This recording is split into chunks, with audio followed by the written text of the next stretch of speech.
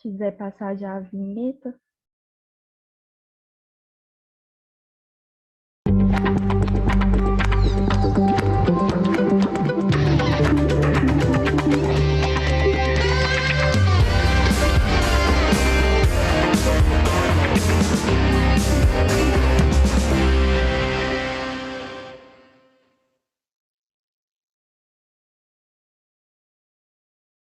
Então vamos lá, né? Boa tarde, pessoal.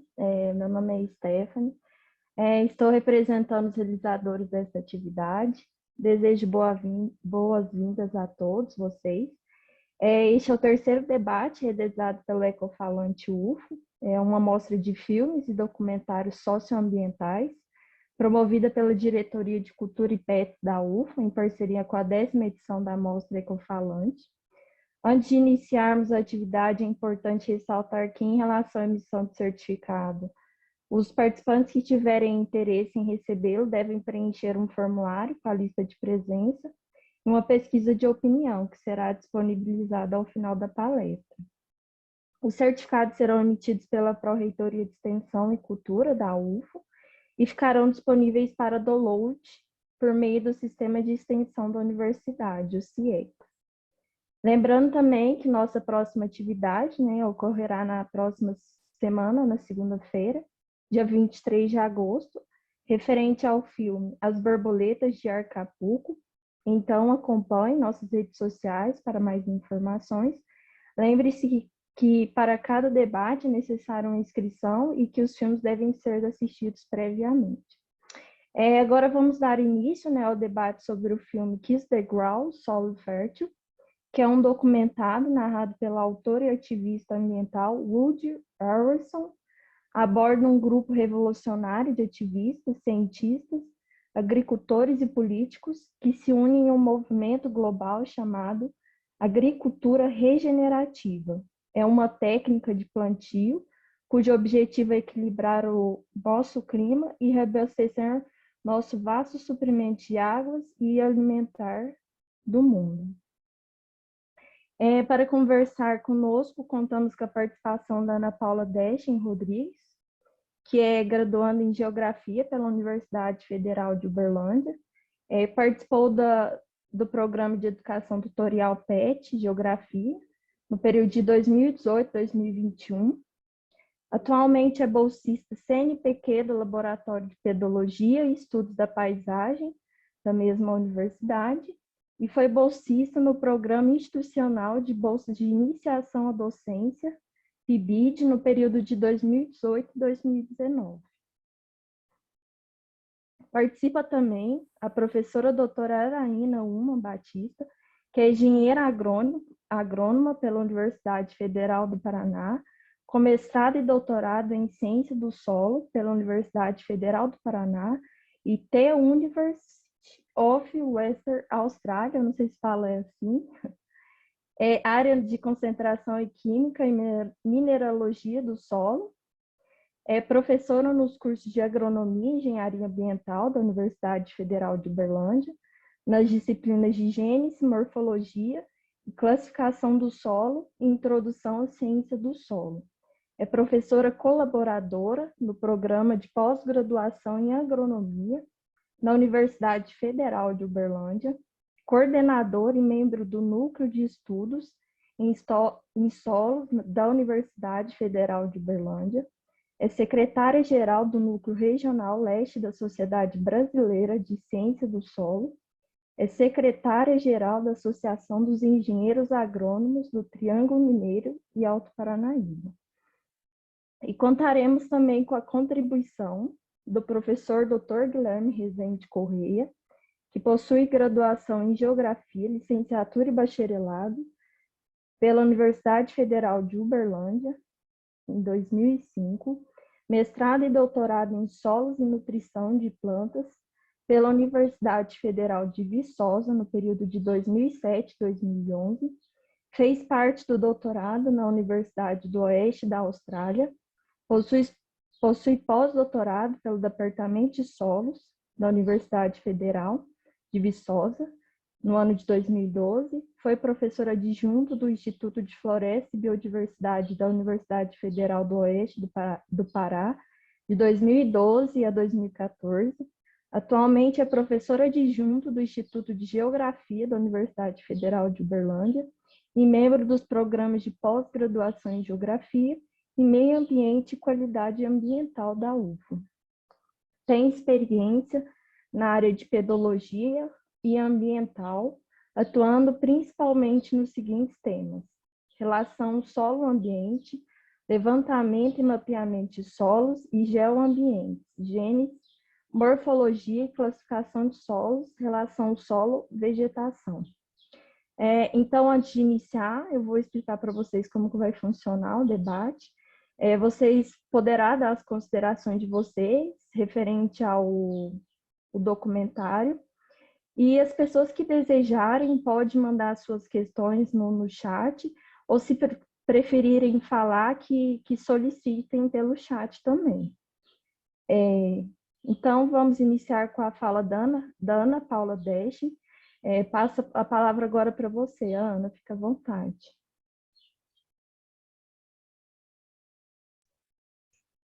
Oi, tá todo mundo me escutando? Boa tarde. Primeiro, eu gostaria de agradecer o convite. Fiquei muito honrada com o convite. E também dá para matar um pouquinho da saudade de vocês. Sinto bastante saudade do TED. Ser petiana é muito bom. Gostaria de agradecer também aos professores que aceitaram o convite. Quando eu era petiana, a gente ficava naquela ansiedade dos professores aceitar o convite. E é muito bom tê-los aqui com a gente. Eu acho que eu posso começar falando sobre a importância do filme, né, para a atualidade do que a gente está vivendo. Recentemente aí a gente teve lá o relatório do IPCC, que deixou muito evidente a nossa contribuição, a contribuição da humanidade para as mudanças climáticas, e que a gente precisa começar a mudar o nosso modo de vida, mudar como a gente vê a natureza e vê as coisas ao nosso redor. E uma coisa que a gente às vezes não vê é o solo. E eu acho que é isso muito que o documentário traz para a gente, essa perspectiva diferente sobre o solo. E quando a gente pensa no solo, não é só naquela terra que a gente vê. O solo, ele tem diferença, o solo, ele tem uma função ecológica, ele é vivo, ele tem micro-organismos, ele tem uma biota, ele tem vida, ele tem carbono. Quando a gente pensa no solo, ele é o maior estocador de carbono, né? Ele reserva esse carbono. E se a gente for pegar dados, tem mais carbono no solo do que na atmosfera. Então, muito se fala do aquecimento global, que é verdade, que acontece, mas como fazer para mitigar isso que a gente está produzindo? Né? Além de evitar o uso dos combustíveis fósseis, o solo também é ponto-chave nessa discussão. Esse documentário foi muito legal, eu assisti ele numa época, eu reassisti, mas a primeira vez que eu assisti ele estava tendo aquela onda de calor que a gente teve aí ano passado, e, e eu assisti ele pensando, né, como que cada ação nossa tem uma consequência. E então, quando a gente pensa em solo e pensar na estrutura desse solo, pensar que aquele solo ele é habitat para os organismos e que aqueles organismos eles têm função, eles são engenheiros químicos, eles fazem parte da estrutura do solo, eles fazem parte da ciclagem de nutrientes, e a importância dessa ciclagem de nutrientes para a manutenção daquele carbono no solo, eu acho que são pontos importantes para a gente pensar e como que a gente vai pensar o solo.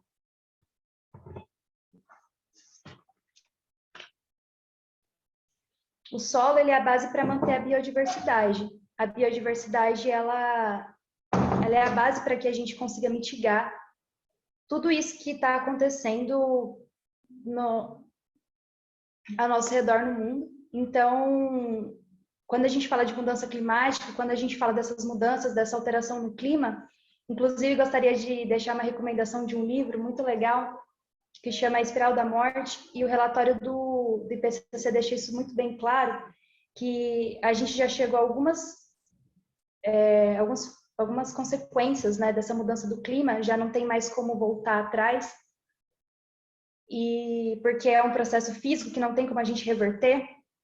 E quando a gente pensa nisso, e esse livro ele é muito legal nesse sentido, porque mostra que a partir do momento que a gente desencadeia algo, que a gente mexe nessa biodiversidade, nessa ecologia, quando a gente mexe nesse solo, nesse ambiente, a gente está mexendo não só no solo, a gente também está mexendo no clima, a gente está mexendo em toda uma cadeia que vive e depende daquilo ali.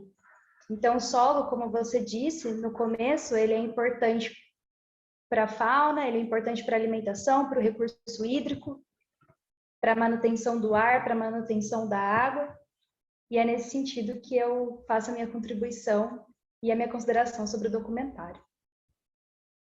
Obrigada, Ana, pela sua exposição, né, dos aspectos, né, vistos no documentário. Agora eu passo a palavra para a professora Araína. Pode ficar à vontade, professora. Oi a todos, muito obrigada pelo convite. É sempre uma alegria estar com os estudantes, né?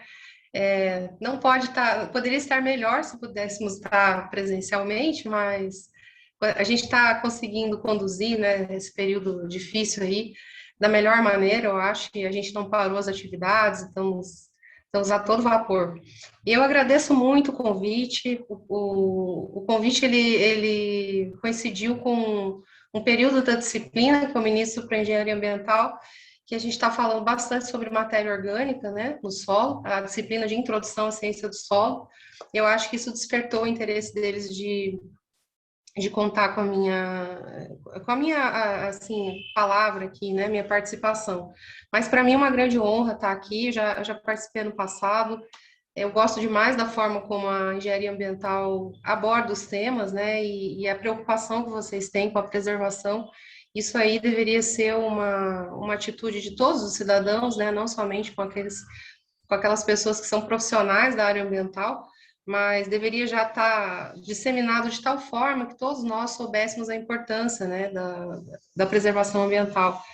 E com relação ao solo, a gente tem ainda um pouco mais de restrição com relação a isso, porque as pessoas pouco observam, né, esse compartimento ambiental. É, ele é pouco considerado no senso comum e até mesmo no meio dos cientistas, e ele é o divisor de águas, engraçado falar isso, né? O solo é o divisor de águas entre um ambiente saudável e um ambiente contaminado, né? Ele é um protetor, é como se fosse um cobertor, assim, com várias propriedades químicas, físicas, biológicas, né? E ele é responsável por manter principalmente a água que a gente precisa para sobreviver e que todos os biomas são abastecidos por essa água. O solo é responsável por manter essa água limpa, né? Ela, entre aspas, eu vou colocar um termo assim coloquial, que é saudável, uma água potável. E por não ser conhecido, até existem projetos, né, de educação em solos. É pouco considerada a importância que tem as formas que nós usamos esse solo, não somente na área agrícola, que é o maior uso, obviamente, né? Mas também nas áreas urbanas. E eu gosto muito de usar o exemplo aqui de Uberlândia, porque a gente tem problemas com enxurradas, né, nas vias urbanas. Isso foi uma experiência não nova, porque na cidade de onde eu venho também tem muita enchente, mas até foi numa aula do professor Guilherme, que eu participei logo que eu cheguei em Uberlândia.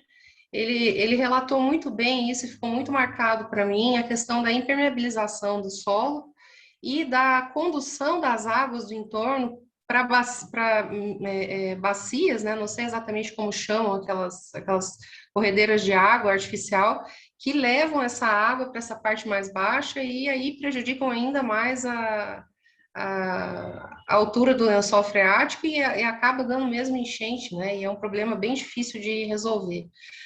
Mas a gente está focado mais na parte agrícola por conta do filme, né? E eu acho que os Estados Unidos eles têm métodos diferentes de cultivo do Brasil. E eu acho importante a gente pontuar algumas coisas com relação ao vídeo, porque ele é um vídeo que foi feito com vista ao tipo de cultivo que se faz nos Estados Unidos, né? E o Brasil, ele tá desenvolvendo, já tem algumas décadas, formas de cultivo menos agressivas. Então, a nossa agricultura, ela está muito mais conservacionista atualmente do que ela foi há alguns anos atrás. E até é interessante, se vocês tiverem curiosidade de observar mapas, né, ao longo do tempo, com temporalidade, vocês vão perceber que regiões aqui como o Cerrado, da década, do início dos anos 2000 para cá, teve uma leve melhora, porque aqui é feito aquilo que eles falam no vídeo, né, que é uma agricultura regenerativa, a gente chama de plantio direto. Então, é a manutenção da cobertura vegetal ao longo do ano todo. Então, tem muitas pesquisas, né? E a tendência hoje, já bem avançada, a gente já vê muito isso, é a integração do sistema de cultivo. Então, numa mesma área, ter árvore, ter grãos, ter pecuária, para que esse solo ele possa ciclar de forma diferente, né, com plantas diferentes, raízes de dimensões distintas, e manter sempre uma cobertura para que ele não tenha essa exposição. Porque se ele é o maior reservatório de carbono, mais do que na atmosfera, uma vez que ele fique exposto, como era feito anteriormente na agricultura convencional, né, aquele solo arado que é remexido, revolvido, com calor, com chuva batendo em cima dele, esse solo ele seria um emissor constante de carbono, seria uma verdadeira chaminé. Mas os solos eles podem ser o grande salvador da questão de gases do efeito estufa, porque é a maior possibilidade que nós temos de resgate de carbono da atmosfera. Comentei com eles na segunda-feira até que uma floresta clímax, ela não tem mais condições de resgatar carbono da atmosfera, porque ela já chegou no seu auge, né? Então, ela estando em equilíbrio, ela não consegue mais retirar carbono da atmosfera. Mas as áreas agrícolas, nós conseguimos fazer isso, desde que nós não entremos na prática agrícola convencional, que seria revolvimento do solo, exposição das camadas subsuperficiais, né? A parte externa, a parte de superfície, com esse revolvimento, compactação, erosão. Então, eu fiquei contente quando eu assisti o filme, né? Um filme muito bem produzido, porque aquilo que eles mostram sobre rotacionar o gado, sobre manter o solo sempre coberto, nós no Brasil estamos fazendo. E a gente pode observar pelos mapas, inclusive do início dos anos 2000 para cá, essa evolução, né? Claro que nós temos que ter muita atenção, porque tem um avanço muito importante acontecendo sobre a floresta amazônica, por exemplo, né? E existe também uma pressão muito grande de determinados lobbies para que as leis elas fiquem mais suaves para os usuários do solo no meio agrícola, mas de qualquer maneira, então nesse sentido nós temos que ficar muito atentos, né? Não dá para abrir guarda em momento algum. A gente está perdendo muita floresta, a gente consegue ver pelos mapas do DETER que o avanço está muito rápido, né? E é muito triste isso, porque aquele carbono que está lá, ele vai ser liberado para a atmosfera, e a gente está fazendo isso para viver como vivia 500 anos atrás, né? Com criação extensiva de gado, sendo que nós temos métodos de criação de animais e de lavoura que não precisam mais agredir o ambiente dessa forma, né? A gente já tem comprovações em diversas áreas aí da ciência agrícola, né, e ambiental, que mostram que é possível, sim, a gente cultivar e ter uma excelente produção sem essa agressividade, e, inclusive, o Plano ABC, que foi um acordo, né, do evento lá de Paris, feito pelo governo brasileiro da época, que é a agricultura de baixo carbono. Então, a agricultura ela é capaz de agir na economia de forma positiva, né? Porque produz os bens econômicos, mas também a gente na agricultura, por conta do solo e das plantas que cultivamos ali, ela pode ser um braço direito extremamente importante na questão do aquecimento global. A gente precisa entender bem essa linha e estudar muito, porque são muitas coisas que todo o tempo tem saído, né? Muitas respostas, a gente às vezes se sente sobrecarregado de leitura, assim, até meio perdido, né? Onde eu busco essa informação? Mas a gente precisa ver bem essas frentes ambientais que permitem o avanço econômico sem a degradação. A gente não precisa perder nenhuma árvore mais sequer para produzir muito mais do que nós produzimos hoje. Somente recuperando as áreas degradadas que nós temos no Brasil, que são muitas. Aqui pelo Cerrado, quando a gente faz um breve passeio, a gente já consegue perceber, né, a degradação das áreas. Se a gente recuperar essas áreas, nós já vamos estar sequestrando muito carbono da atmosfera e vamos produzir com qualidade alimento para a nossa população, né? Então, eu gostei muito do documentário, eu acho bastante interessante a gente estar falando sobre solo, porque há pouco tempo atrás ele era relegado, assim, ninguém dava muita importância, né? E atualmente já tem projetos para inserir esses conhecimentos em escolas, para que as crianças tenham conhecimento e da importância que é esse compartimento ambiental, né? E, bom, eu poderia falar aqui durante muito tempo, eu ia tomar todo o tempo do debate, mas eu acho que a minha mensagem, assim, que eu gostaria de deixar é que bom que o Brasil ele teve um avanço dos anos 2000 para cá no sentido de preservação, sabe? De conservar. E que a gente não perca isso de forma alguma, porque a gente está num recorte histórico que parece que está tudo muito bem para o Brasil, né, na parte agrícola. Mas se a gente abrir a guarda, se a gente for afrouxando as leis, se a gente for abrindo exceções, nós vamos perder isso. E é rápido para perder. E o ambiente, uma vez degradado, depauperado, é muito difícil de recuperar, né? Então, aqui mesmo na nossa região, nós temos bastante erosões bem grandes de Vossoroca, e esses ambientes não se recuperam mais, né? Então, que a gente não baixe a guarda, que a gente continue trabalhando para que a gente tenha desenvolvimento econômico para o nosso povo, eu acho isso fundamental, né? A gente precisa que as pessoas tenham dignidade, emprego, a sociedade tem que ser atendida nas suas necessidades mais básicas, e que também a gente dê valor para aquilo que o Brasil tem de mais importante, mais bonito, que é um meio ambiente diverso, rico, e que ele fique preservado, né? O máximo que nós conseguirmos e recuperar aquilo que a gente já perdeu também, lutar por isso. Então, era isso que eu tinha para dizer, assim. Obrigada, muito obrigada, professora, pela exposição dos pontos, assim, do documentário, que realmente é necessário essa fala. Agora vamos passar a fala para o professor Guilherme. Pode ficar à vontade, professor.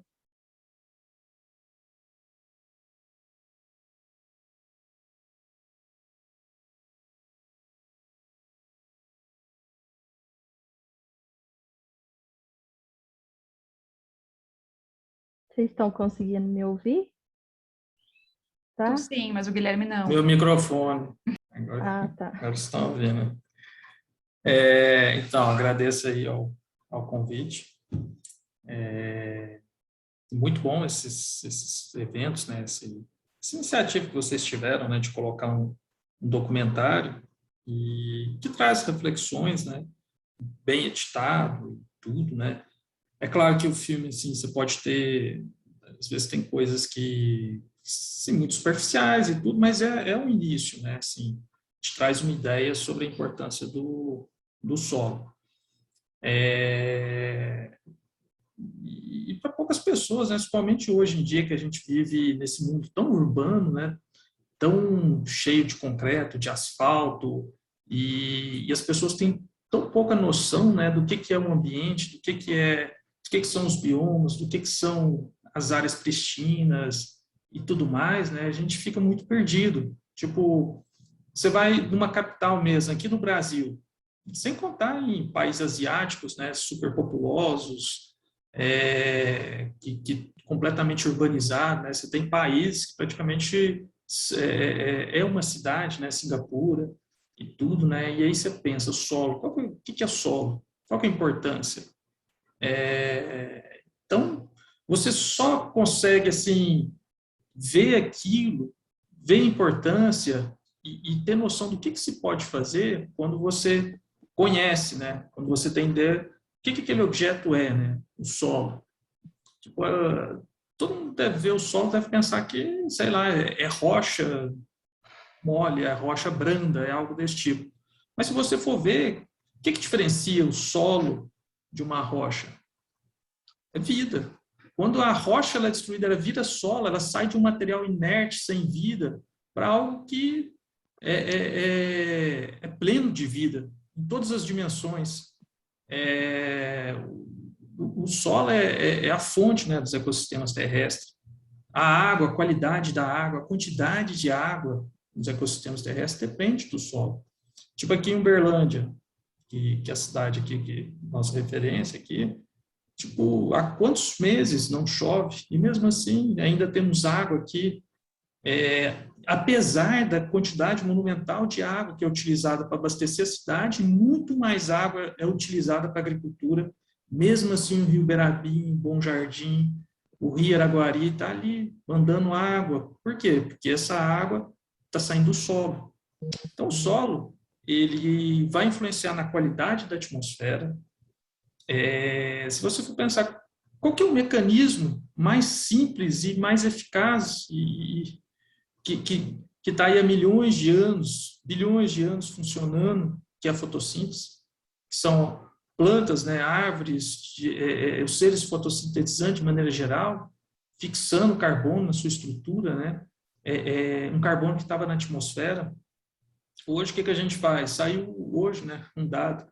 O pessoal fala muito da Amazônia, mas os demais biomas, Caatinga, Pantanal, Cerrado, então, né, o pessoal até não fala tanto do Cerrado, porque o Cerrado tem grande interesse aí pelo agronegócio, mas só em um ano foram desmatamentos, né, equivalentes a 9 cidades do Rio de Janeiro, 9 áreas urbanas, né, equivalente à cidade do Rio de Janeiro. Então, é algo muito grande. Hoje mesmo, estava vendo aqui em Uberlândia, tinha um incêndio monumental. Hoje dá para ver a cidade, uma área de cerrado aqui pegando fogo e a fumaça encobrindo completamente. Então, a gente está esse ano foi um ano marcante também pelo seguinte, né? Muitas projeções que os pesquisadores apontavam sobre os efeitos da mudança climática, que o pessoal falava que era alarmismo, que isso não era real. Na verdade, o pessoal até errou, porque eles esperavam que o que está acontecendo hoje, tipo você pega a Turquia atualmente, a Turquia está sofrendo com enchentes extremas e com queimadas, seca e calor extremo. Canadá, praticamente 50 graus. Canadá, que está ali ao norte dos Estados Unidos. Antártica, ano passado, chegou a mais de 12 graus. Então, esses efeitos antrópicos chegaram muito mais cedo do que o previsto.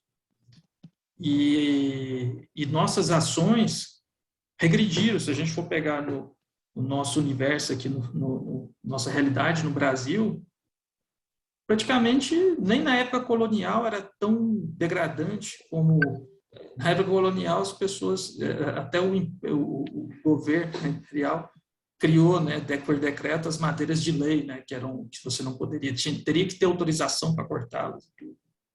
Agora, o que a gente vê é assustador. Você vai ver a agricultura hoje em dia, a agricultura ela está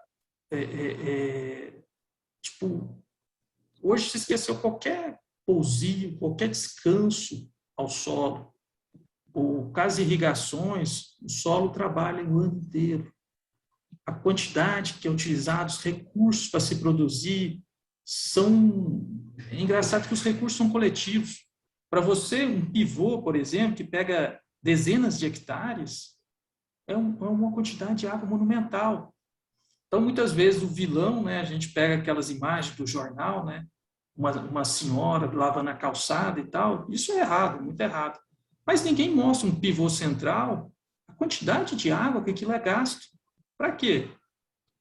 Um agricultor.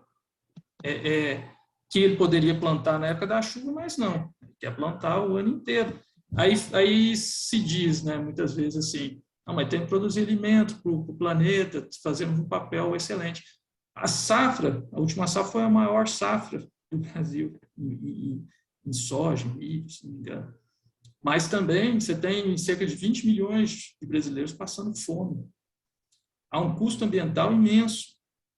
Então, continuamos a expandir a fronteira agrícola e deixamos para trás áreas imensas de solos degradados. Se você for aqui em Minas Gerais mesmo, a região norte de Minas, o Vale do Rio Doce, a Zona da Mata, várias áreas do Cerrado, muito degradado. Existem lugares no Vale do Rio Doce que as pessoas abandonaram as fazendas, de tal nível de degradação que elas chegaram. Então, a gente cuida muito mal dos nossos recursos, muito mesmo, e estamos sofrendo essas consequências. Então, e o solo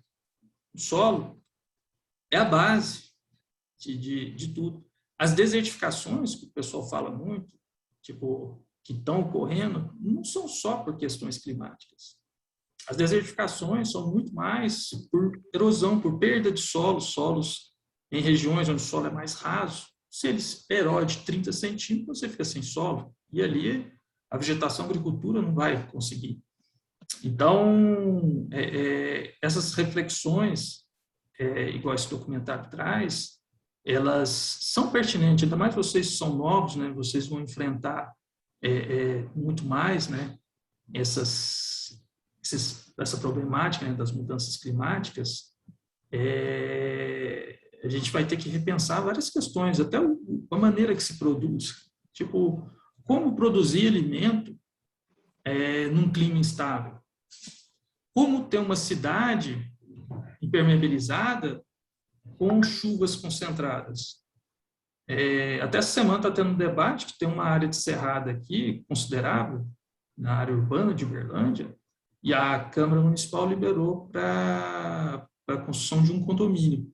Então, vai ser mais uma área impermeabilizada que vai deixar de infiltrar água no solo, de dar uma recarga aos mananciais. Então, a gente fala muito com o pessoal, agenda verde, não sei o que lá e tudo. Mas isso é muito mais tipo um merchandising, é muito tipo agenda verde. Você vai nas empresas, você tem aquelas lixeirinhas toda colorida, para você colocar as coisas tudo diferentes. Isso não vai mudar quase nada. O que vai mudar são políticas, né? São planejamentos, são consciências de que existem recursos. E como funciona esse recurso? Existe o solo. O que é o solo? Como que ele funciona? Do que ele necessita? Qual que é o valor para nós, enquanto sociedade? Se a gente pega, tipo, somos acho que 210 milhões de habitantes aqui, o que a gente ganha com o desmantelamento do cerrado, com vários cursos d'água que eram perenes no cerrado, na Caatinga, no cerrado, vamos ficar no cerrado. Hoje não são mais perenes devido a um uso excessivo dos recursos.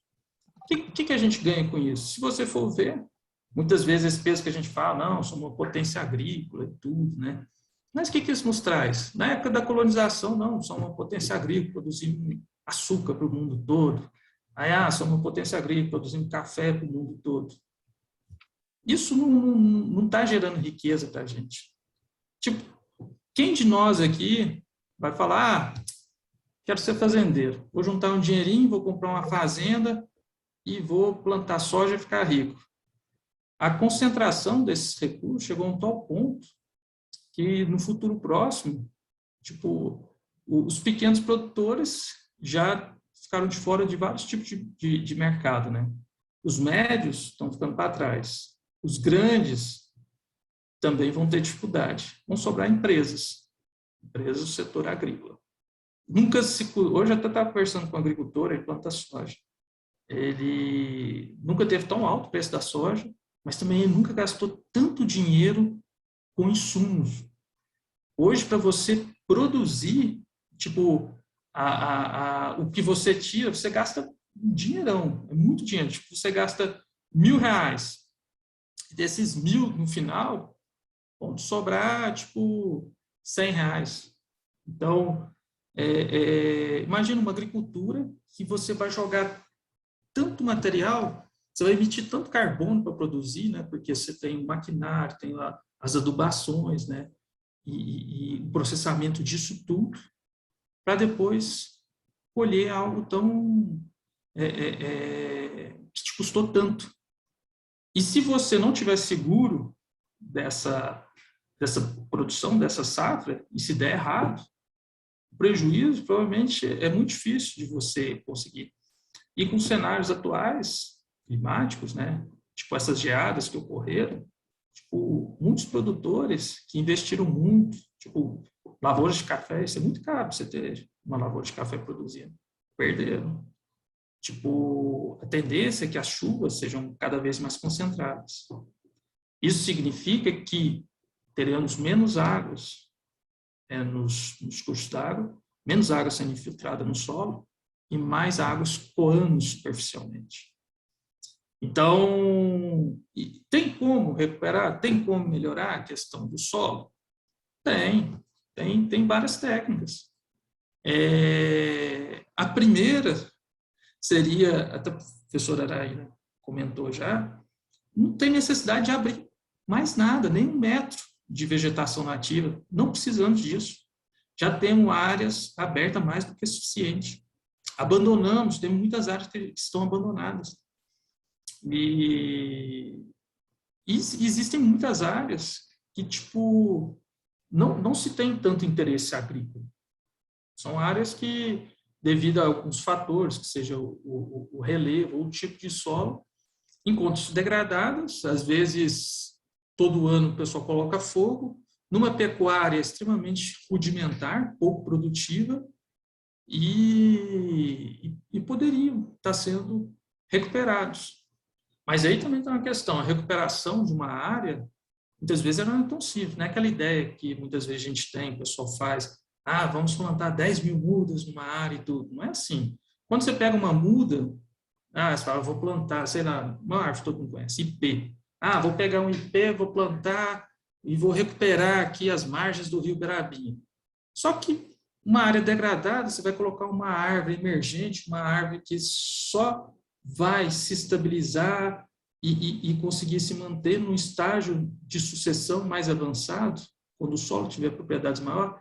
Então, as técnicas também, muitas vezes, que a gente usa, não são técnicas adequadas para estar recuperando esses solos degradados. Ele precisa de fase, precisa de estágio.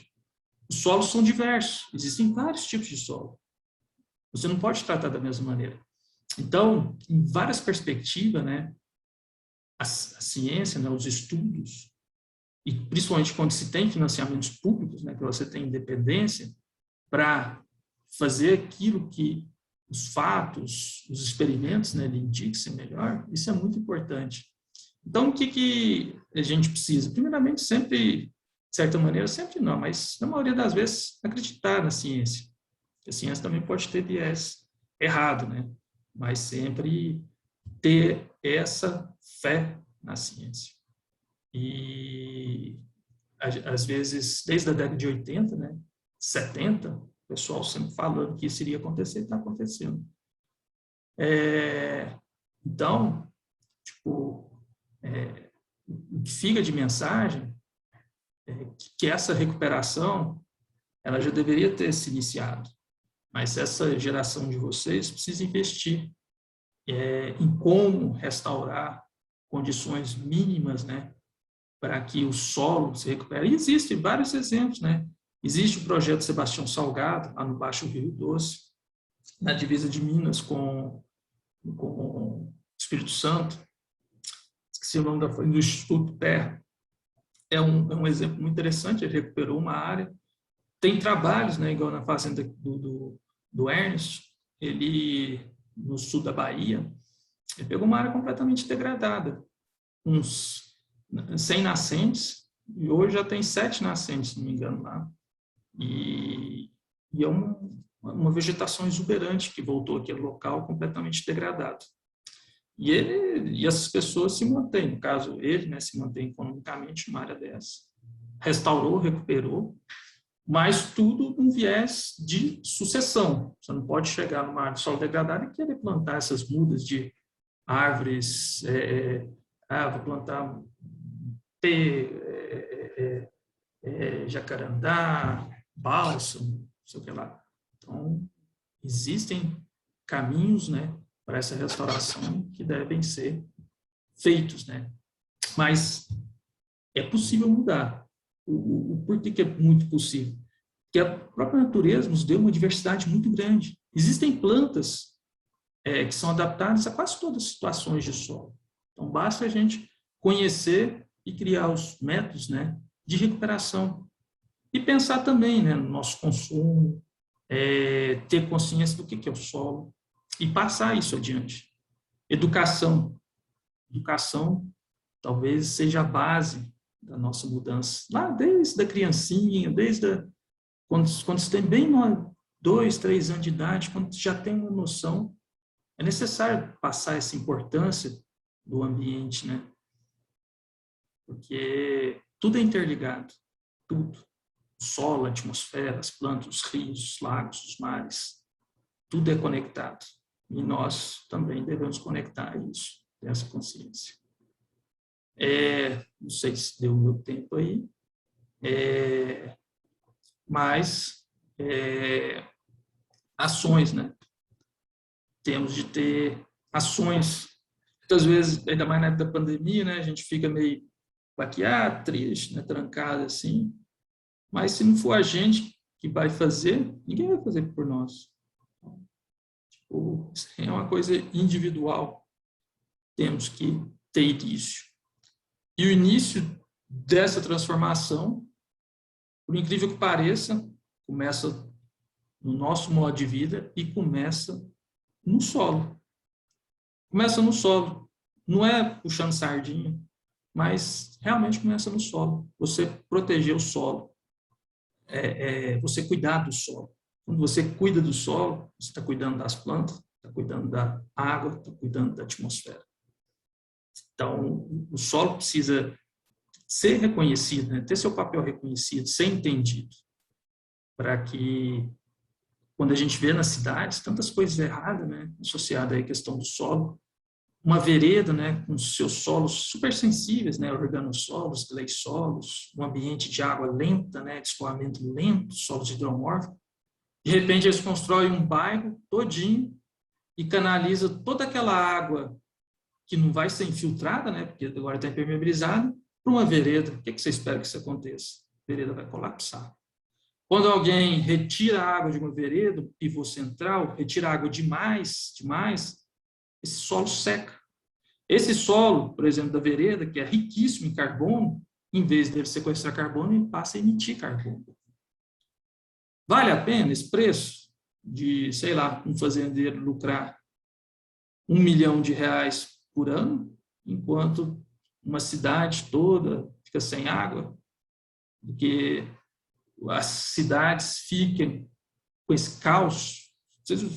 Esse ano, é até bom ficar gravado aí, as enchentes, os problemas causados por essas mudanças climáticas.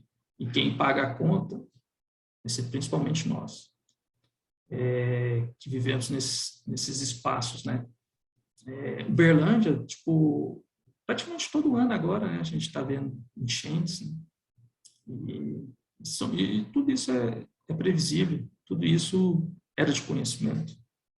Mas a gente evita, né? A gente não quer pensar no amanhã. E aí, esse amanhã acaba chegando, sempre chega. E aí a gente fica nessa situação. Bom, não quero ser pessimista, mas, assim, existe N maneiras. A coisa otimista é que a natureza, ela consegue se refazer mais rápido do que a gente pensa. Mas ela precisa do seu tempo, precisa de ser deixada em paz. Ela não aguenta um estresse igual a gente está fazendo com ela. O solo não aguenta. Imagina, 3 safras, todo lá e tal, produzindo, puxando água. Então, tem seu limite a natureza também. E nós extrapolamos esse limite. É preciso deixá-la descansar, é preciso repensar esse modelo. às vezes a gente fala repensar esse modelo, né? É bem difícil, né? Porque é um modelo que, se você reduz o consumo, entra em crise, né? E aí, o que você vai fazer? Então, é um paradoxo, né? Muitas vezes. Mas, bom seguir, né, nessa perspectiva aí, somente da educação. Então, acho que é isso, né? Falar demais o pessoal cansa. Né? Obrigada, professor, pelos fatos, as questões, né, que você falou para a gente. Agora vamos ver as perguntas, né, que mandaram aqui no chat. A Samara tá perguntando. Vocês sabem qual a situação de carbono orgânico ou matéria orgânica nos nossos solos do Cerrado, Triângulo Mineiro? Tem diminuído ao longo dos anos? Por quê?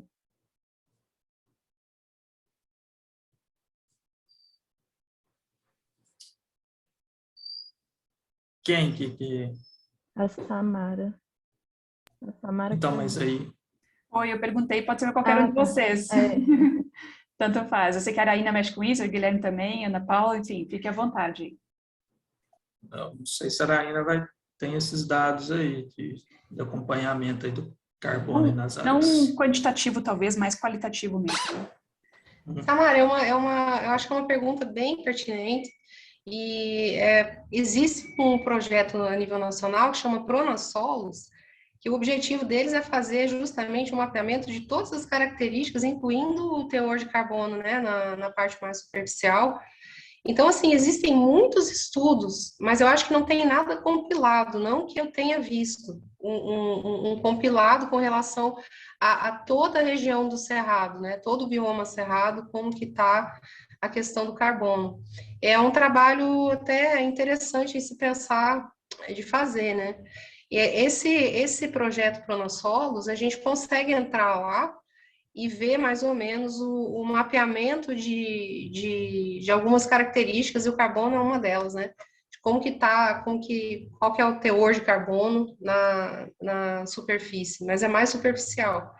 Então, eu não sei se o Guilherme tem acompanhado isso, mas eu acho que tem muitos trabalhos que estudam em profundidades diferentes, em método de cultivo diferente, né? Como que o comportamento do carbono acaba acontecendo. Daí por isso eu falo novamente que eu acho que essa questão de agricultura regenerativa, né, sistemas integrados, é a única saída que nós temos. Eu concordo com o Guilherme com relação ao pivô. O pivô me deixa assim de cabelo em pé. A estrutura do solo fica completamente destruída, não tem a mesma infiltração da água, a dinâmica da água, né? Mas aí respondendo, tentando ser mais objetivo com relação à pergunta da Samara, essa forma, essa resposta única, né, para falar do Cerrado todo, eu não tenho conhecimento não, Samara. Que eu até poderia mostrar aqui para vocês. Só complementando assim, que tenho visto aqui na região, é que os solos que mais possuem, né, o estoque de carbono, assim, em área, são os organossolos que ocorrem aqui na vereda. Alguns organossolos aqui chegam a 5 metros de profundidade. Então, são porfeiras, né? Tipo, inclusive, pegam até fogo de tanto carbono que tem.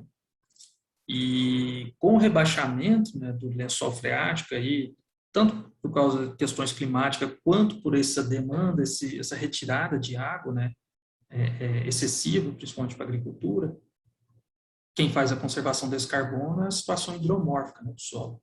Então, o solo deixa de ser hidromórfico aí a 1 metro, às vezes até 1 metro de profundidade, né? Lugar que, quando eu fazia graduação, tinha água, assim, se molhava completamente a bota. Hoje secava em período de chuva, assim. Você tem que cavar 1 metro, 1,20 m, 1,5 m para chegar no lençol freático, em área de organossolo. Áreas que eu monitorava, áreas de hidromórficas aqui na região, que você tinha surgência sazonal do lençol freático, você não tem mais. Tipo, hoje o lençol freático, no máximo, chega a 2 metros da superfície do solo. E então, nessas áreas de organossolo aqui na região, em que o carbono ele é mantido pela falta de oxigênio, hoje em dia está sendo emitido para a atmosfera. Agora, tem uma questão interessante também, que como solos cerrados geralmente são latossolos, somente nas chapadas, né, são solos profundos, você tem acaba tendo uma quantidade de carbono alta, né, pelo volume de solo e também profundidade. Esse carbono é um carbono mais estável, né? Agora, o que acontece aí nos primeiros 20 centímetros é mais dinâmico, né? Não sei como é que estão essas medições nos diferentes manejos, né? Aí tu fala de carbono inorgânico, né? Mais em profundidade. Tem Orgânico também? Tá. Tem parece que a natureza ela é mais inteligente do que a gente, tá? É visionária também, né? A questão da interação organo-mineral do carbono com os minerais que a gente tem na região do Cerrado. Então, já tem bastante estudos também mostrando isso, que a estabilização do carbono com os óxidos de ferro, e que aí ali é o que o Guilherme está falando, né, que é um solo muito profundo, que são latossolos, e riquíssimos em óxidos, esses óxidos, eles têm uma capacidade muito grande de estabilizar o carbono. Então, tem um estoque de carbono muito grande em profundidade nos solos do Cerrado.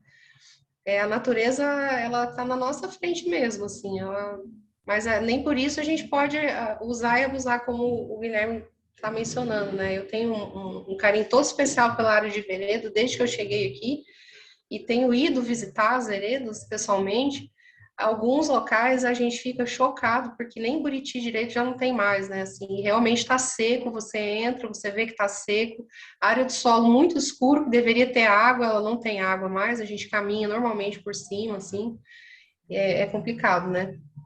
Mas a gente tem que juntar as forças para justamente mudar a direção do pensamento, porque eu não sei o que está acontecendo, e nos últimos 5 anos parece que as pessoas acham que não tem problema ambiental, né? Vamos produzir soja, milho, não se preocupam mesmo com a desigualdade social, e no campo isso é muito visível também, né? A gente tem 100 milhões na linha de fome, risco de fome, né? Eu tenho um nome específico, agora me escapou.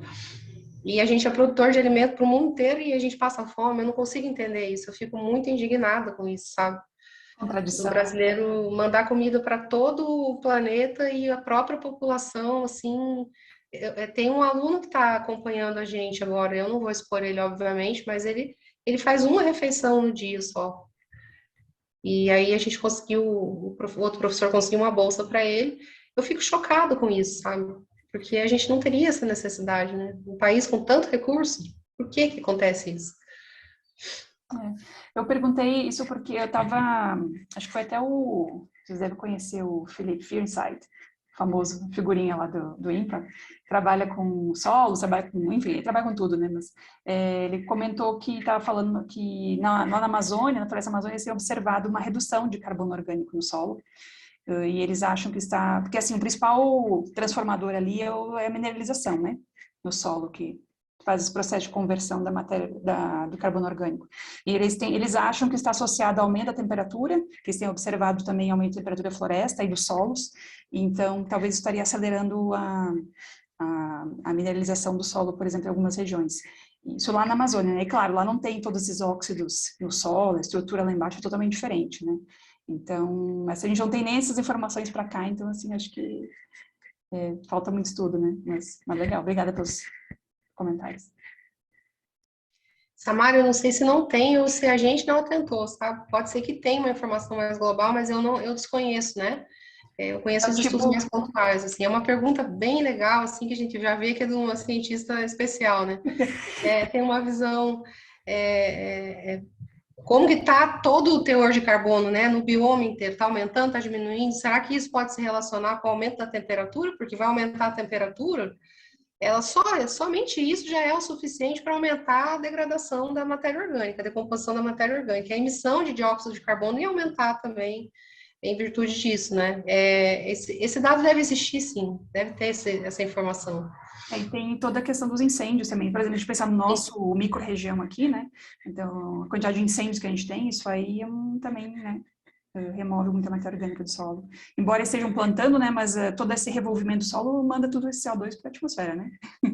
Então, enfim, é legal. A gente tem outra questão aqui sobre o documentário, é a Natasha que mandou. Eles mostram no documentário que no Haiti estão utilizando a compostagem como meio de saneamento e composto formado utilizam como adubo. Existiria um risco associado de micro-organismos patogênicos contaminarem os alimentos? Quem quiser começar a responder? No Haiti, Isso, lá no documentário tem uma parte que mostra sobre isso. o Haiti tem uma história muito interessante sobre o solo. Tipo, o Haiti teve uma ditadura, né, que era o Papa Doc, depois o filho, Baby Doc, e a política deles, que era naquela época que estava o foquismo, né, a Revolução Cubana e tudo em alta, aí o Haiti era coberto, né, tinha florestas, diferentes florestas, inclusive até de pinos, né, pinos tropical, e uma das ideias desse Papa Doc foi, para não ter problema de guerrilha, desmatar completamente o Haiti. Mesmo que as terras não fossem ocupadas, ele desmatou tudo, para não ter problema nenhum, igual teve Serra Maestra, tudo. Então, foi uma política de Estado do Haiti degradar, desmatar completamente, não deixar floresta nenhuma de pé. E eles estão colhendo fruto dessa política, né, infelizmente. Compostagem, né? É claro que tem um tempo de mineralização, né, desses compostos e etc. Mas, e dependendo do tipo de alimento, né, tipo folhas, né, hortaliças, sim, é bom sempre lavar, né? Porque, de qualquer maneira, usando ou não a compostagem. Mas isso é passar do tempo, porque tudo isso tem tipo, uma dinâmica, né, dos micro-organismos, cada um tem seu tempo, compete, então você tem que fazer a compostagem e aí ela tem um tempo de maturação, tudo, e você utiliza de fermentação e etc.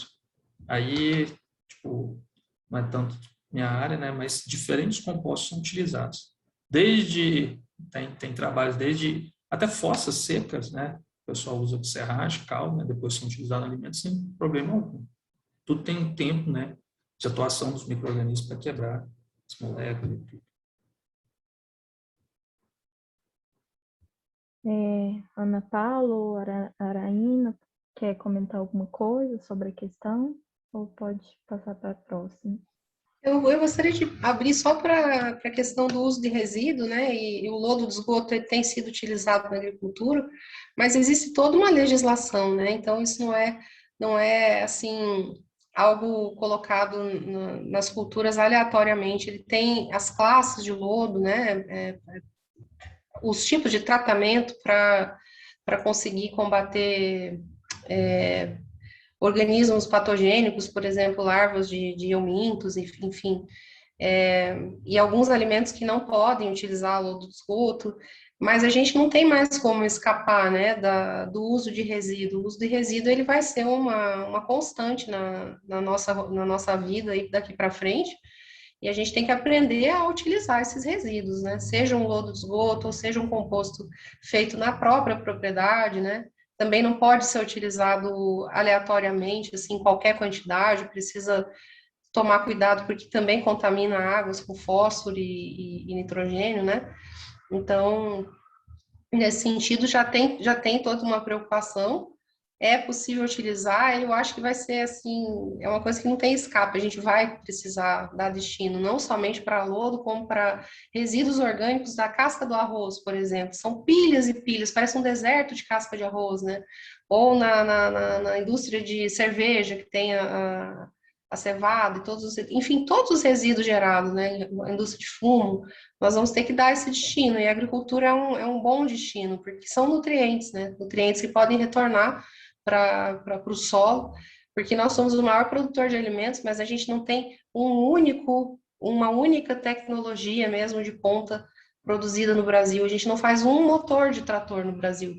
É tudo importado, tudo. Aquilo que rende mais, né, que tem maior complexidade econômica, a gente tem que comprar, né? Então, a gente pode colocar aí para os próximos anos muita pesquisa em cima de uso de resíduos, sim, para poder utilizar nos cultivos. Só aproveitando a fala da professora, antes do Pedro falar que levantou a mão, Acho muito interessante essa discussão do uso de resíduos também. Se a gente pensar no meio urbano, não só na indústria ou na agricultura, a quantidade de resíduo gerado é muito grande. E quando a gente pensa, né, onde esse resíduo ele vai, é para o solo, né? Quando a gente pensa em aterro sanitário, então às vezes a gente também tem aquela ideia, o pessoal da engenharia ambiental até, eu acho que vê um pouco assim isso no curso, a questão do aterro. E quando a gente pensa onde vai, a gente pensa naqueles lixões e tudo mais, e na verdade não, a gente tem uma estrutura, uma engenharia de aterro, mas é o solo ali, cumprindo a função dele, aquele papel dele.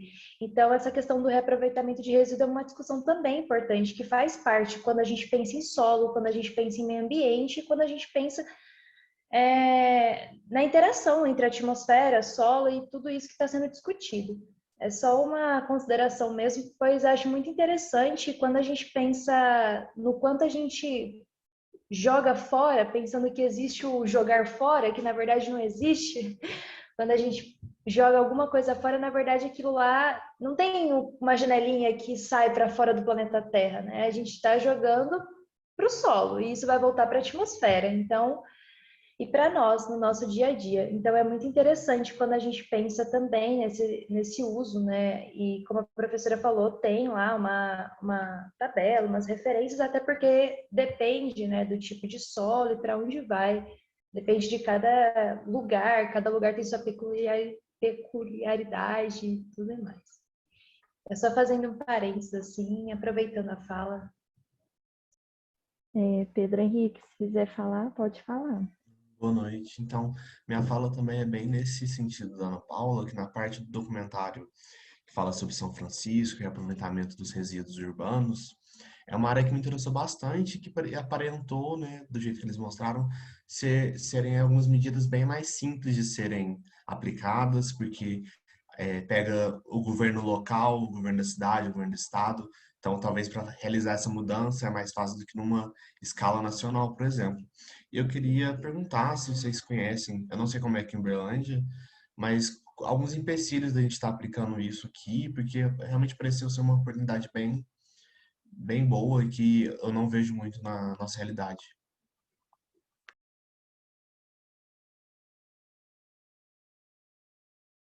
Você fala aplicação de compostos? Do composto para a agricultura, porque realmente aqui eu não vejo muita, tipo na minha cidade, em outras cidades, muita separação do lixo e muita reutilização desses compostos urbanos. Eu queria saber se existe algum método por aqui ou quais são os desafios na instalação de um processo parecido com o que foi mostrado no filme.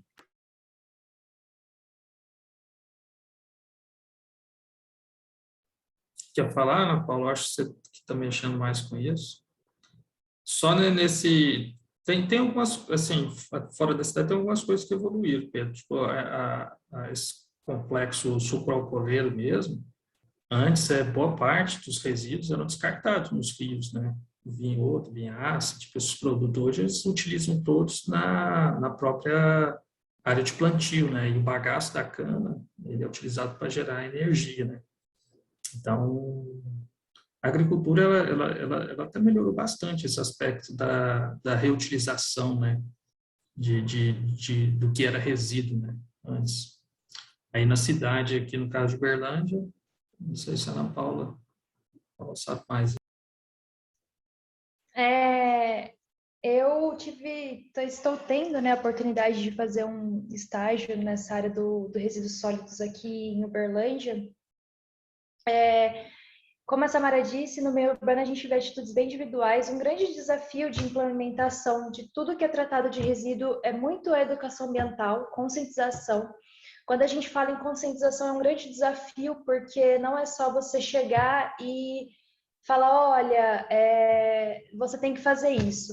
Né? O ser humano ele precisa muito entender o porquê, ele precisa de uma motivação. Por que eu vou fazer isso? Então, quando os professores eles falam de entender o solo, não é só a questão da importância do conceito solo, mas por conta, ao meu ver, também a questão da motivação de você estar cuidando daquilo. Então, eu acho que o primeiro desafio em Uberlândia é muita conscientização, sim, porque isso demanda de política pública, isso demanda um tempo que envolve outros fatores. Quando você fala em educação ambiental, você não está falando só do resíduo sólido, você está falando do consumo, você está falando do estilo de vida das pessoas, você está falando de uma estrutura da cidade. Então, vejo nesse sentido um grande desafio. Mas Uberlândia, eu também vejo alguns exemplos bacanas, positivos. Quando a gente pensa na separação da coleta seletiva, houve uma ampliação recentemente, e essa questão da coleta seletiva ela é muito importante, porque quando a gente fala de coleta seletiva de resíduos, né, então quando a gente pensa nessa coisa do urbano, a gente também está pensando na inclusão social. Então, quando a gente está falando de meio ambiente, a gente também está falando da inclusão social do ser humano. Então, em Uberlândia, hoje a gente tem a coleta seletiva. A questão da compostagem, realmente isso não tem, né? Os resíduos orgânicos, que seriam o que acontece hoje em Uberlândia, é separado o resíduo seco e o resíduo úmido. O seco é aquilo que é reaproveitado, reutilizado, que são levados para associações, e o resíduo úmido é aquilo que vai para o aterro sanitário. Então, hoje não tem algo que você separe realmente o orgânico, né? Mas estamos aí caminhando, né? A prefeitura está, o DEMAI, né? Que aqui em Uberlândia em específico, está caminhando para que isso aconteça. Uma cidade que eu sei que tem um exemplo disso, da compostagem, que é do resíduo orgânico de escolas e feiras, é a cidade de São Paulo, a capital do estado de São Paulo. É uma cidade que está fazendo isso da compostagem urbana. Eu tive a oportunidade de ler a forma como eles fazem, a metodologia, tudo lá, e foi muito legal, é muito bacana, porque isso aumenta a vida útil do aterro. E aumentar a vida útil do aterro, a gente está falando em solo, a gente está falando em um espaço que tem uma função ecológica, porque eu não sei se vocês sabem, mas o aterro sanitário, depois que ele é utilizado, ele ainda fica um tempo em monitoramento. E aquilo lá depois você não pode utilizar, né? Pelo menos não é utilizado. É utilizado para parques, nesse sentido. Então, é muito importante que a gente aumente essa vida útil daquele aterro, porque ele precisa passar por um processo de monitoramento antes. E é muito... Um outro parênteses assim, que eu gostaria de fazer, que quando a gente fala em monitoramento, quando a professora citou também, foi citada aí sobre o biossólido, quando a gente fala de monitoramento, a gente se preocupa muito com a água, né? Então, geralmente, a gente vê que um local está contaminado quando a gente pega a água, que a gente tem mais contato, a gente bebe, toma banho. Mas e o solo, né? Até que ponto que o solo ele vai estar contaminado ou não, né? E quando vamos nos preocupar, né? Porque o solo ele precisaria ser monitorado com mais frequência e tudo mais. Então tem alguns desafios aí, essa da questão do monitoramento é um deles também, além da conscientização. Mas eu acho que eu colocaria como não tem, né? A resposta é essa, e que o que tem hoje é a coleta seletiva e para o aterro, mas eu vejo como os desafios aí para serem solucionados a questão da educação ambiental mesmo, da conscientização e de políticas públicas que fomentem isso, porque para você implementar algo assim, você precisa de outros aspectos como monitoramento e outros trabalhos além da implementação propriamente dita. Professora Araína, quer comentar alguma coisa? Eu não sei, na realidade, como funciona muito bem aqui no Uberlândia, então eu vou deixar essa sem comentário. Tá bom. Então, vamos passar para a próxima pergunta, que é da Kelissa. Vocês acham que a formação brasileira em agronomia ainda é bem tradicional e segue as ideias da agricultura convencional? Como superar esses desafios na educação? Se você quiser responder, professora. Bom, eu acho que a formação em algumas escolas ainda é bastante convencional, mas eu vou falar da minha área, né, de estudo, que é a área de ciência do solo, e o que a gente vê na área de ciência do solo e os professores que estão nos cursos de graduação, eles passam necessariamente por algum programa de pós-graduação, né? Então, eles vêm dessas escolas. No Brasil, a ciência do solo, ela é muito ligada ao meio ambiente, né? Claro que tem, que às vezes, é como o Guilherme falou, né? Existe viés até dentro da ciência Mas dentro da Sociedade Brasileira de Ciência do Solo, a gente vê uma grande preocupação com a parte ambiental, com a parte de conservar, de utilizar sistemas integrados, reduzir o uso de insumos, melhorar o aproveitamento das plantas, preservar as áreas de mata nativa, as áreas de preservação ambiental, né, que são as áreas de nascentes. Então, a parte boa de qualquer curso de graduação é que os professores que estão lá, na sua grande maioria, eles passaram por alguma escola, algum programa de pós-graduação, né? E na minha área especificamente, que eu posso falar com um pouco mais de certeza, tem sim, na área de ciência do solo, uma grande preocupação com a parte ambiental. Agora, o meio agrícola, ele é muito conservador, não conservador no sentido de conservar o ambiente, né? Ele é conservador com as inovações. É difícil tratar com o produtor rural, seja ele um produtor rural grande ou pequeno, eles têm muita desconfiança e algumas vezes eles têm razão de ser desconfiados, né? Parece muita gente tentando vender produtos e o produtor ele tem essa natureza já mais desconfiada mesmo, mais reservada, né? Então é difícil entrar com inovações. Mas a gente está vendo que existe um.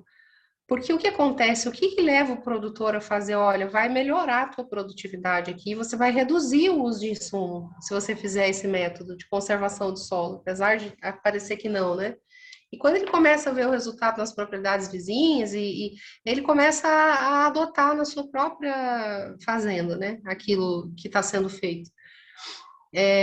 Mas o grande problema, novamente falando, o grande problema na área agrícola hoje eu acredito que sejam as áreas de pivô, né? E a dependência que os produtores têm dos produtos que vêm de fora, que a gente não tem as tecnologias aqui. E se a gente tivesse as tecnologias aqui, uma área de fazenda ocupa 1.000 hectares. Um prédio que produz drone e tecnologia para esse drone, inteligência artificial, ocuparia menos de uma quadra. Como é que seriam os empregos gerados por um produto mais tecnológico em relação ao quanto que você emprega dentro de uma propriedade agrícola, né? Nesse sentido, se a gente for dá para fazer uma nova discussão, né? Então, comemora-se muito, mas deixam de lado pontos muito importantes, que eu acho que é justamente a questão de que a agricultura gera riqueza, mas é uma riqueza concentrada, né? É uma riqueza que fica concentrada na mão de poucas pessoas. Isso que eu acho que mais prejudicial, assim, né? Mas com relação às escolas, eu acredito que estejam acompanhando aí a evolução da ciência, né? Não tem como a gente ser um professor de graduação hoje sem ter passado por um programa de pós-graduação. E por um programa de pós-graduação bom, com boa pontuação, ele tem necessariamente que ter pesquisa de ponta, né? E ele é avaliado pela comunidade internacional indiretamente pela qualidade dos trabalhos que saem, né? Alguém quer comentar mais alguma coisa, Guilherme? Não, só, né, a Caraína falou, é interessante porque, que ela falou do drone e tudo, o Brasil, acho que foi ano passado, ele teve 30 e tantos bilhões de dólares, né, com as exportações agrícolas. E a Índia teve 100 bilhões de dólares a mais ali, acho que foi 120 ou 130, alguma coisa, bilhões de dólares exportando software. Então, aí você vê, né, tipo, 4 vezes mais, né, ela ganhou produzindo software. E a gente, tipo, esse gasto, tudo, a agricultura ela é muito bonita, ela é muito necessária. A agricultura modificou completamente nossa vida, né? Na evolução humana e tudo. Uma das coisas mais bonitas é a agricultura. Mas, tipo, não é só isso, né, que o país deve se manter, né? Ana Paula, quer comentar? Ou pode passar para a próxima questão? Eu concordo com as falas. Eu tenho a opinião de que ainda somos um pouco tradicionais, assim, nas perspectivas de produção agrícola, como o professor falou, né? Até encarar isso como uma base econômica. Mas que acredito muito que a ciência esteja evoluindo e que essas formações elas estejam acompanhando a ciência, apesar de todo um esforço para que mantém essa estrutura que a gente tem.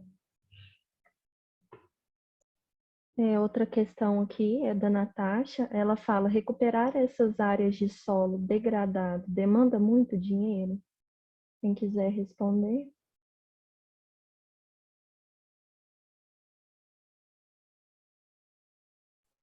Guilherme, quer falar? Acho que o Guilherme tem uma experiência boa aqui nessa região, né? Para poder falar sobre Não, recuperação. então, o, é, isso daí é uma coisa interessante, né? Tipo, um negócio que não custava nada, tipo, você acaba causando problema e acaba te dando um prejuízo imenso. Você teve até casos a Rainha até falou das vossorocas, das erosões, né?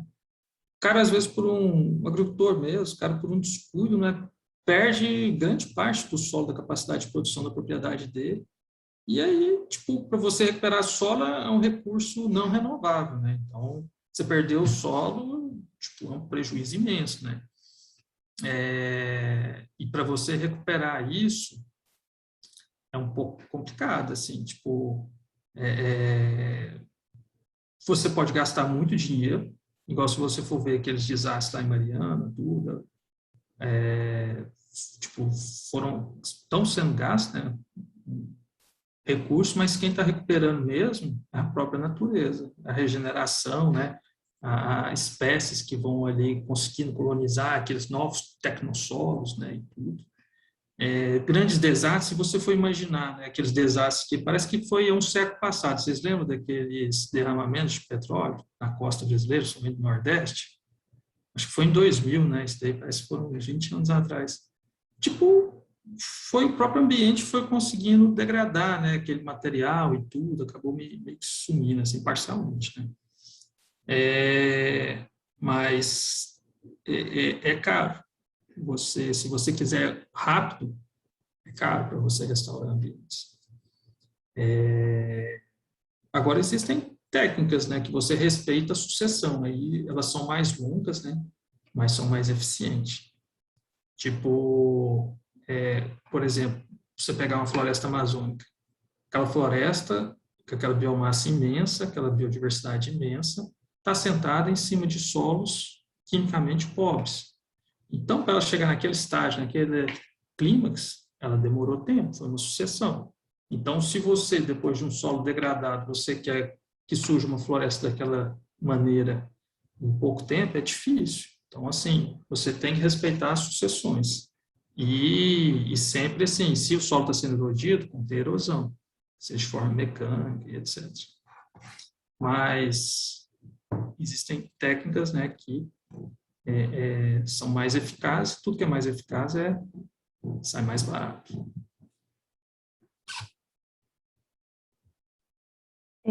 Tem outra questão aqui, que é do Alan. É uma coisa que eu tenho dúvida, principalmente no uso e ocupação do solo, é sobre mudar o pensamento das pessoas. Quais que são os métodos mais assertivos para que a gente, por exemplo, possa conscientizar um grande produtor agrícola quanto aos impactos desse uso contínuo e extensivo do solo? Quem quiser responder, professor, Paraína, Ana Paula. Então, eu acho até que a gente já comentou brevemente sobre isso, mas mudar o pensamento é uma coisa geracional, sabe? Eu acredito muito nisso, assim. A gente não consegue trazer a iluminação para uma pessoa, a não ser o Buda, né, o Krishna. A gente não consegue. O que é possível fazer em curto prazo com o produtor rural? Mostrar para ele que o novo método é bom para ele financeiramente, né? Então, é pegar ele pelo ponto X dele dentro de uma propriedade, porque aquela propriedade para ele ela tem uma função econômica, principalmente, né? Assim como é um emprego que nós temos o salário no final do mês, a propriedade para o produtor rural tem que gerar uma renda, ela não pode dar despesa. Porque a gente tem no Brasil uma grande desorganização, o produtor não sabe o que ele comprou, o que ele gastou, ele não sabe se o maquinário dele precisa de mais óleo, não precisa de óleo, se quebrar, ele não tem uma reserva. Existe ainda um problema de gestão muito básico nas nossas propriedades agrícolas, começa por aí. Ele não tem noção do global da propriedade, economicamente falando, né? Mas essa consciência, ela só é gerada através de geração, né? A mudança que a gente pode propor para o produtor hoje, ela tem que mostrar para ele, olha, aqui está o resultado nessa propriedade, na outra propriedade. Teve tanto de acréscimo em produção, melhorou a parte da água, né? Porque realmente, assim, na minha experiência de vida, a gente não consegue mudar. Parece que quanto mais você tenta mostrar, mais a pessoa teima que aquilo ali que ela pensa é o mais correto. E aí ela quer te provar que você está errado, né? Então, é criar uma consciência nas gerações que estão vindo e trabalhar com os resultados que a gente já tem com essa geração que está aí, né? Mostrando que é bom, que dá resultado bom. Acho que é só assim. Eu concordo, eu acho que quando a gente fala em conscientização, e eu acho que a única forma é, primeiro, mexer onde afeta, né, que é o bolso, pensando que a gente vive num mundo capitalista, e depois é falar. Esses momentos, como a gente está tendo agora, é muito importante, e mesmo que aparenta ser a bolha universitária, mas que a gente fale em qualquer ambiente que a gente esteja. Quando a gente pensa em educação ambiental, teve um projeto também que eu tive a oportunidade de participar, de montar umas cartilhas de educação ambiental. E uma parte desse projeto era que a gente fazia a capacitação de todos os grupos ali daquele local. Então, dos comerciantes, de todo mundo. Então, às vezes a gente pensa e fica desmotivado olhando o relatório do IPCC e tudo mais. Eu faço parte dessas pessoas que ficam desmotivadas, mas eu acho que a gente não pode perder a esperança e a gente tem que falar e falar o tempo todo, falar sobre o que está acontecendo, sobre o meio ambiente. Ah, mas eu estou falando óbvio, mas às vezes não é tão óbvio assim, porque é algo que ficou muito distante da gente. De repente, a gente perdeu esse laço com o meio ambiente e até com os alimentos, né, a produção. Posso fazer um comentário sobre isso? Dá licença. Que no filme ele mostra, né, tem aquele, acho que ele é agrônomo, e ele vai fazendo, passando lá, né, foi todo mundo dando curso, né, e mostra ele fazendo isso. A gente tem isso aqui.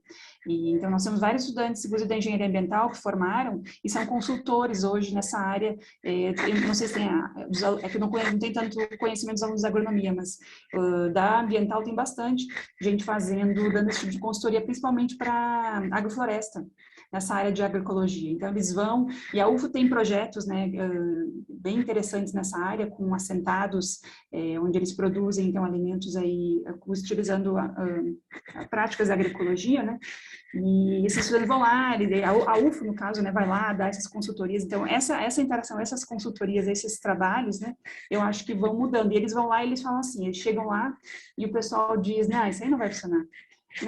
Né? E aí eles vão lá, então vamos pegar só um cantinho aqui da tua terra e vamos começar uma agrofloresta aqui, vamos botar ali umas hortaliças, aí tem lá as espécies que começam, né? Tem as iniciantes, não sei se é mandioca, o que é, que começa primeiro e depois vai trazendo as espécies mais complexas, aí dificultando o sistema. E aí eles vão vendo que o negócio produz. E com o tempo eles vêm, os vizinhos, vêm ver o que está acontecendo na propriedade dele, que ele começou a produzir, não está usando agrotóxico nenhum, não está usando pesticida, não está usando adubo, e aí eles começam a aderir também. Foi assim que tem acontecido, pelo menos, em algumas propriedades aqui ao redor, coisas pequenas, né? Ainda muito pequena, mas então tem essa mudança de mentalidade aí. Eu acho que isso aí, esses cursos, né, essas consultoria e a entrada da universidade trazendo essas pessoas é super importante. Eu vou fazer a última pergunta aqui, que é da Viviane. Eu achei até interessante. É possível pensar na adoção de um sistema de agricultura regenerativa em áreas de clima semiárido, como em algumas áreas da Caatinga?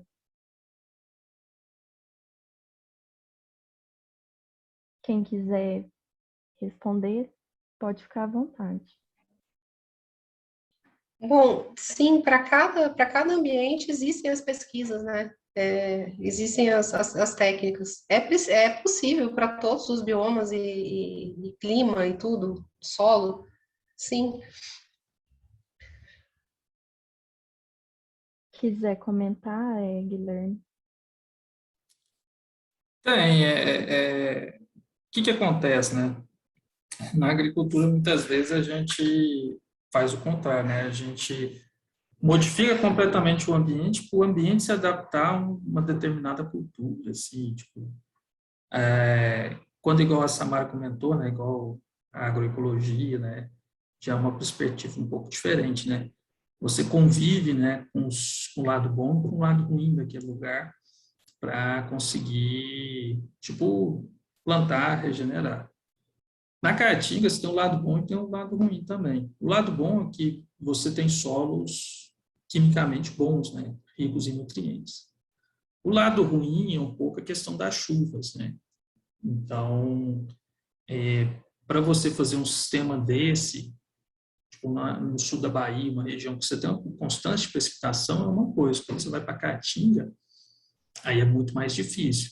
A Caatinga é a região semiárida do mundo mais densamente povoada. E tem uma razão para ela ter sido, e ainda é nessa região semiárida, são solos férteis. Mas quando não chove, aí é uma tristeza que só, né? Às vezes ficam 2, 3, 4 anos, 5 anos, não chovendo nada ou chovendo quase nada. Então, aí, por isso que tem aquelas levas, né, de migrações e etc., fome. Existem técnicas, existem plantas, né, que são resistentes. Existem plantas para quase tudo.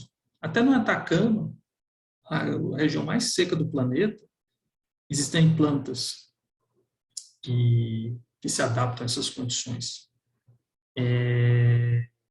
Então, até na Antártica, né, você tem algumas plantinhas, dependendo da região.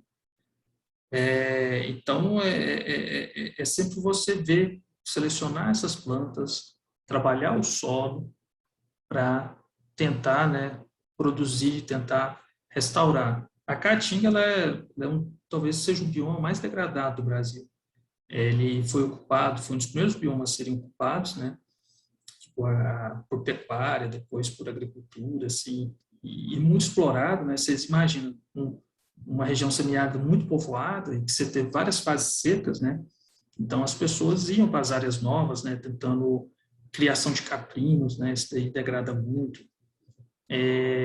Mas temos técnicas. O próprio sertanejo, né? Ele selecionou várias espécies. Você tem feijão ali muito resistente, abóbora, milho. Então ele selecionou cultivares, né? Para essa região. Agora, e ainda existem outros, tipo a palma, né? Que é uma cactácea, ela é uma fonte, né? Tanto pode ser para alimentação humana, tanto também para caprinos, né? Gado.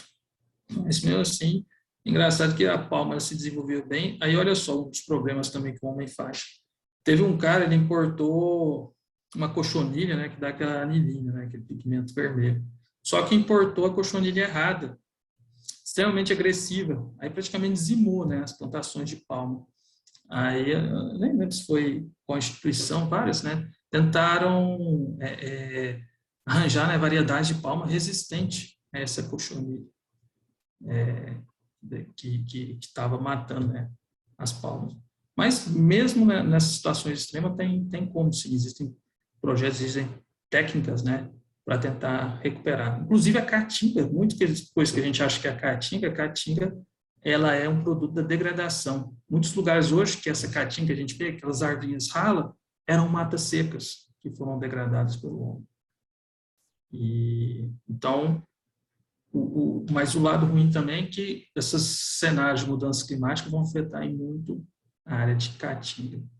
Então, ainda vai ser mais importante ainda as pesquisas e as técnicas, né, para você tentar sobreviver numa área dessa, sem o uso, né, tipo, extremo, né, de irrigação. Porque também, da onde? O São Francisco, você passa pelo São Francisco, coitado, dá dó, né? Mal consegue empurrar a água do mar, nem está empurrando tanta água do mar. Ele está salinizando, né, da foz a montante, porque já não tem força para levar água do mar. Então, a gente tem que pensar em soluções adaptativas, em soluções que são as mais baratas e as mais eficientes, em práticas de convivência, muitas vezes, né, com os problemas e com o lado bom também do ambiente. Ana Paula, quer comentar alguma coisa? Não, acho que o professor falou tudo. Então, tá bom. Samara, você quer que a gente tire uma foto para a gente finalizar? Quero sim. Vamos abrir as câmeras, a gente tirar uma foto do registro. Alguns já tiveram que sair, infelizmente, mas...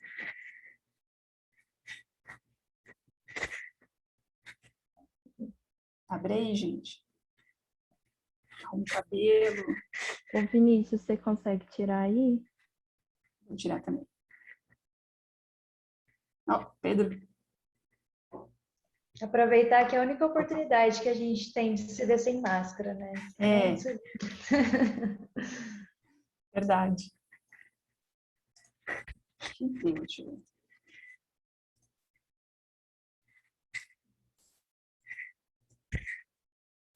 Obrigada, gente. Então, eu quero agradecer imensamente a participação dos nossos convidados.